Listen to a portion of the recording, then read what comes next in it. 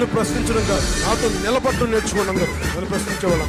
ప్రశ్నించొద్దు అని అంటున్నావే, పార్టీ పెట్టిందే ప్రశ్నించడానికి అని అన్నావు కదన్నాయ్. మరి ఇప్పుడు ప్రశ్నిస్తే కోవర్స్ అంటే ఎలా? అన్న రూల్స్ పెడతారు, ఫాలో అవర్ అన్నమాట. అంతే కదన్నాయ్. ఫుల్ మేనేజ్మెంట్ తెలుసా? ఆర్గనైజేషన్ బలం ఉందా? సంస్థాగతంగా పార్టీకి పోయిన 800 నుంచి 1000 మంది బూత్ కార్యకర్తలు ఉన్నారా మనకి ప్రతి నియోజకవర్గంలో? నువ్వే టీడీపీ బూత్ క్యాడర్ లా పనిచేస్తూ మన పార్టీ బూత్ క్యాడర్ లేదంటే ఇదక్కడనే ఏమన్నా నువ్వు మా కర్మ కాకపోతే. అంతేగాని నాకు సలహాలు ఇచ్చేవాళ్ళు మీకు తెలుసా జగన్ ఎలాంటి వాడో? జైన్ ఏం చేసినా ఆయన పార్టీ గెలుపు కోసమే పనిచేస్తారు కాబట్టి ఆయన ఎవరు ప్రశ్నించరప్ప. నువ్వేం చేస్తున్నావు? జనసేన ముసుగులో టీడీపీ కోసం పనిచేస్తున్నావు. అందుకే నీ వాళ్ళు నిన్ను నమ్మకం ప్రశ్నిస్తున్నారు.